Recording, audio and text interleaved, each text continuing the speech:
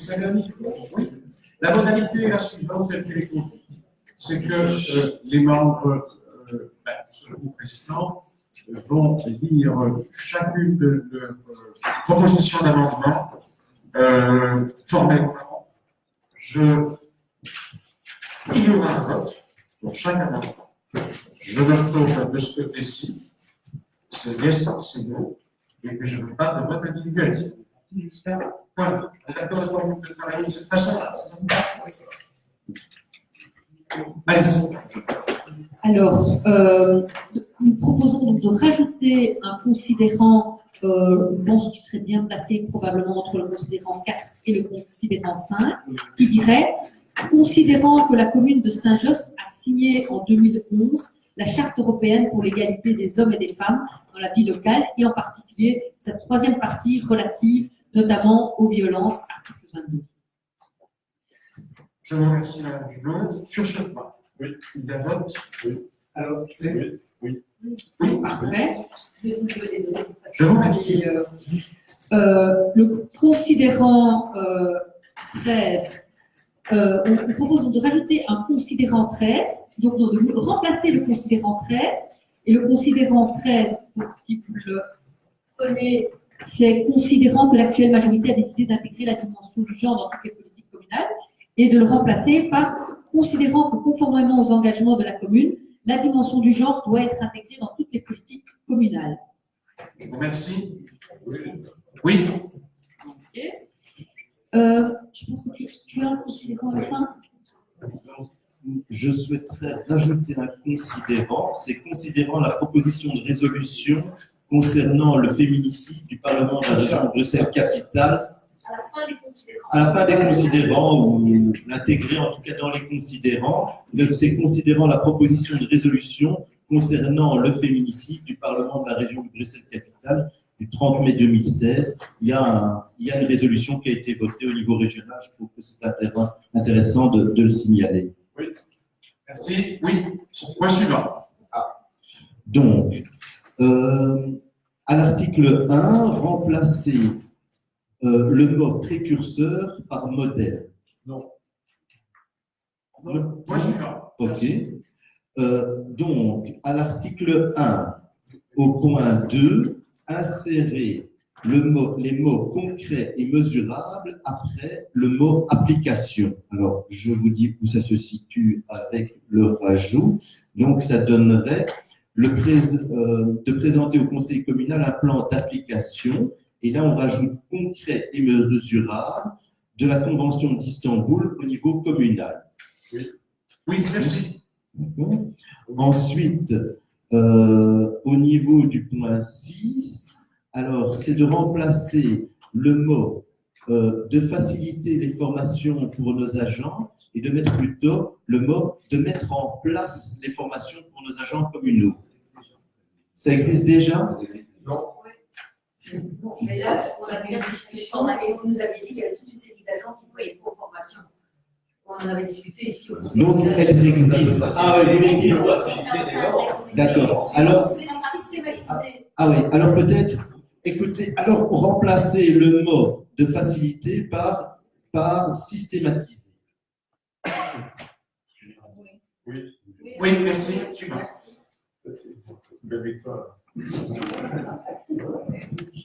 avance. Proposition suivante, Madame. Excusez-moi, je reviens donc à l'article 1, cinquième point. Et donc le cinquième point, actuellement, c'est de développer des initiatives locales permettant l'engagement d'urgence des victimes de violences. Et donc ça, c'est suite à la discussion qu'on a eue, de remplacer ce point par augmenter le nombre de places d'accueil permettant l'hébergement d'urgence des victimes de violences. On voit clairement la que vous avez formulée tout à l'heure. Donc, merci. Point suivant. Pourtant, ça c'est très concret, augmenter le nombre de places. Ok. Enfin. On peut justifier. Ah oui, oui. Parce que d'abord, effectivement, il y a une volonté de toute façon de la part du projet d'augmenter ce qui existe déjà dans l'actuel, mais ça permet également de pouvoir faciliter le développement de nouvelles initiatives auprès d'autres associations qui nous aident. Ah oui, mais c'est pour ça qu'on ne parle pas d'une association en particulier. Bon, on dit augmenter de manière globale sur la commune le nombre de places d'accueil. Ceci est tout à fait clair. La formulation est tout à fait claire dans le sens qui a été voulu par la majorité au moment du dépôt de. C'est mesurable de dire qu'on peut augmenter le nombre de papiers. Merci, Madame Gelot. Le point suivant. En fin de l'article 1, donc rajouter un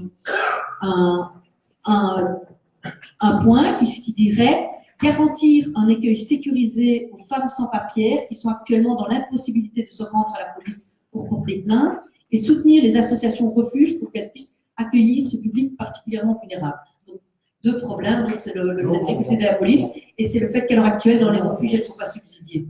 Donc, merci. Sans justification. Je peux juste poser une question. Oui. Sans papier. Ça s'appelle la féminisation des termes, et donc plutôt que vous dire une femme sans papier, je dis une femme sans papier. Elle s'appelle elle-même comme ça. Voilà. Ça s'appelle sans papier. Ok, merci. Proposition suivante, Madame Gelot. Merci. Je pense que le problème, c'est pas comment elle s'appelle, le problème, c'est qu'elle ne puisse pas aller porter plainte à la police. C'est clair par rapport Si c'est la chose qui gêne, je n'ai aucun problème à enlever le E pour qu'elle puisse être accueillie à la police. C'était juste une commentation. Le suivant. Donc, autre considérant que je propose autre élément que je propose de rajouter en fin de l'article 1, c'est de lancer une dynamique de soutien aux travailleuses du sexe contre les violences répétées qu'elles subissent et de faire rapport des efforts déployés dans l'année. Bon, merci beaucoup. Proposition suivante. Merci, Monsieur Boussy. Je vous en prie. Et donc, dans le cadre justement de cette volonté d'améliorer l'information, comme je le disais, je trouvais que c'était là une des faiblesses, c'est rajouter à l'article 1, mettre à disposition des citoyens un numéro d'urgence en cas de violence faite aux femmes et diffuser ce numéro via les brochures et le site internet de la commune. Mais l'idée, c'est aussi, par exemple, dans le 1210, je pense que... Tous les coordonnées et Oui. Et sur le site également. Pardon. Ça peut être. C'est sur le site de... C'est dans le 1210 En fait, il n'y a Sur le pas de site. numéro au niveau Et sur le site. il n'y a pas de numéro au niveau communal. En fait. Il y a un numéro au niveau de la fédération au niveau 7, en fait, sous les violences intracommunales depuis des années. Et donc, on essaie de renseigner, de rassembler tout ce qui est spécialisé. Il y a toujours quelqu'un qui répond. Non, C'était. excusez-moi, je n'ai pas dit de mettre à disposition un numéro communal, c'est un numéro d'urgence. Et je sais que... Non, j'ai pas dit un numéro communal. J'ai lu l'amendement que j'ai fait, je le relis, comme ça, il n'y a pas de malentendu. C'est mettre à disposition des citoyens un numéro d'urgence en cas de violence faite aux femmes et de diffuser ce numéro via brochure et le site internet. Alors moi, j'ai essayé de voir sur le site internet. Honnêtement, impossible à trouver. Oui, mais alors, honnêtement, il est très difficile à trouver. Je vous donne mon ordinateur. Oui. C'est la ligne 0800. Oui, je le connais. Oui, je sais. On vient de voter à la COCOF le budget et ça fait partie. Mais bon, si vous estimez que ce n'est pas pertinent, je peux. Merci. Voilà. Proposition suivante. Merci. Donc, à l'article 2, donc, c'est supprimer l'article et le remplacer par la formule suivante. Demander au collège de police d'élaborer un plan d'action concret et mesurable sur l'application de la Convention d'Istanbul dans notre zone de police. Oui, on peut accepter. Merci. Voilà. Alors, ensuite, à l'article 3, c'était rajouter un nouvel alinéa et c'est demander au gouvernement fédéral d'élaborer des mécanismes de protection, de soutien et de réparation pour les victimes, ainsi que des mesures de prévention.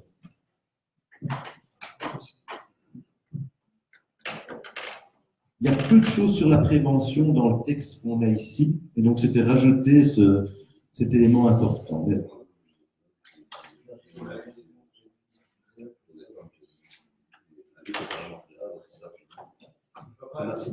Vous ne voyez pas l'apport.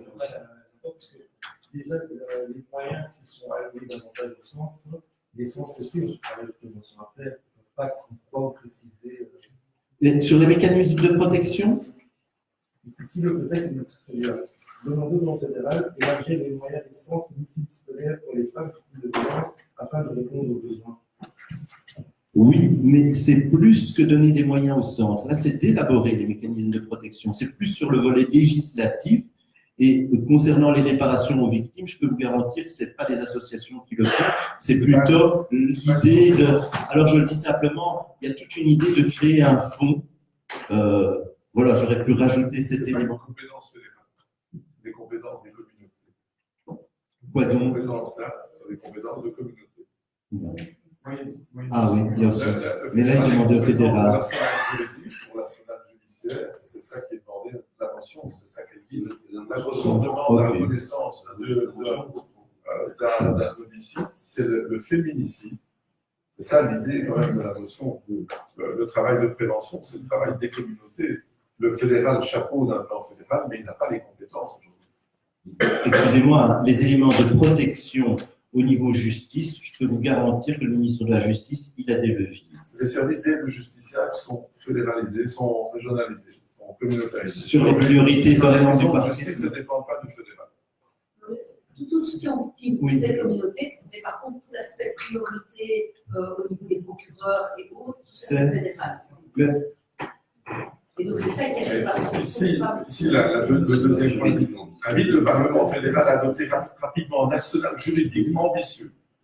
En fait, on a l'arsenal, le problème, c'est qu'on Non, de lutte contre les violences faites aux femmes et à reconnaître le féminicide dans le code pénal. Donc, c'est Alors, par rapport à cette l'époque de proposition. Laurie Collins, quand elle appliquait la circulaire de défense zéro, c'était déjà un véritable plus, si des gens pouvaient. Et si on pouvait déjà intégrer dans le code pénal le féminicide, ce serait un premier pas déjà important. On ne peut pas aller dans 3 pas après. D'abord. Votre position suivante, monsieur Moussi. Donc, c'est ajouter un nouvel alinéa et c'est de consacrer un budget spécifique. Donc, ça, c'est toujours au niveau. Oui, c'est ça. C'est consacrer un budget spécifique à hauteur de 2%. Donc, ça se s'adresse au fédéral aussi. Ça, je demandais au gouvernement fédéral de consacrer un budget spécifique à hauteur de 2% du PIB pour la mise en œuvre du plan d'action national contre les violences à l'égard des femmes. C'est bon. D'accord. Merci. C'est clair, vous pourriez être dans le gouvernement avec la NVA, ça pose pas de problème. Et donc voilà, bah, écoutez. Vous auriez pu faire une motion. C'est votre. Ça, c'est pas très élégant. Ça, c'est pas très élégant. Ce qui n'est pas élégant, monsieur. Monsieur Moussi. c'est de... Non, excusez-moi, vous avez. Écoutez, non, très personnel. Excusez-moi, vous avez mis. Pardon, c'est personnel, excusez-moi. Non, non, je n'en veux pas, monsieur Frémal, de m'attaquer, mais qu'il le fasse au moins de manière élégante, c'est-à-dire de demander la parole. L'incident est clos. Il n'est en rien clos. Il n'est en rien clos. Je ne vois pas ce qu'il y a de pas élégant là-dedans. Ce qui n'est pas élégant, c'est la manière dont vous avez fait en déposant cette motion, en ne vous concertant pas avec les autres groupes, ce qui aurait été élégant et qui nous aurait permis de construire un texte sûrement mieux chapeauté. Aujourd'hui, effectivement, nous faisons des amendements rapidement à près de 23h30, mais je comprends que dans le cadre de la communication fin novembre, il était important qu'on le vote. Le fond est secondaire. Je vous remercie. Merci à vous. Vous voulez qu'on refuse tous vos amendements? Le travail a été fait. Le travail a été fait. Merci beaucoup. J'espérais que vous votez les amendements sur base du contenu et pas de votre humeur. Ce que vous demandez doit être accepté comme ça. Non, c'est quoi? non, il y a un vote. Je vous remercie. Ne dites pas que le fond n'est pas important. Je vous remercie. Nous avons clôturé ce point. Nous sommes maintenant à la fin de la séance politique. Nous allons glisser gentiment sur les micros. Vous souhaitiez. Ah, pardon, excusez-moi, il y avait Madame Nadir sur une question d'actualité. Excusez-moi, Madame Nadir. Bravo. Je vous remercie, merci. Madame Nadir, la parole est à vous et un micro qui arrive. Voilà. Et vous allez enfin nous expliquer ce truc que je n'ai pas compris. Parce que...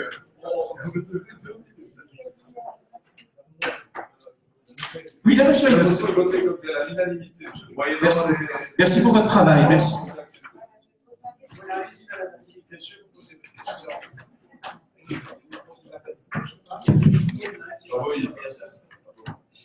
Merci beaucoup. Première intervention sur le féminicide. Elle a son propos. Merci, monsieur le conseiller. Avant, ça a été du travail. Madame a dit, le flow is yours. Allez-y. Oui, une petite question.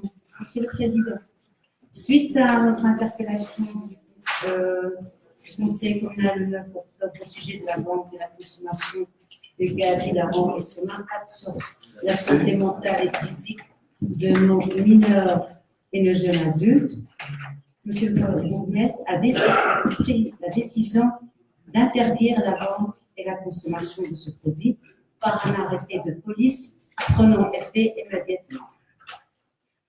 J'aimerais savoir en quoi consiste exactement ce règlement. Ça fait pas rire, hilarant, mais ça ne me fait pas rire, monsieur le Président. Je ne ris pas. Poursuivez, Madame Mathieu. Voilà, en quoi consiste exactement ce règlement. Merci, monsieur Bocoté.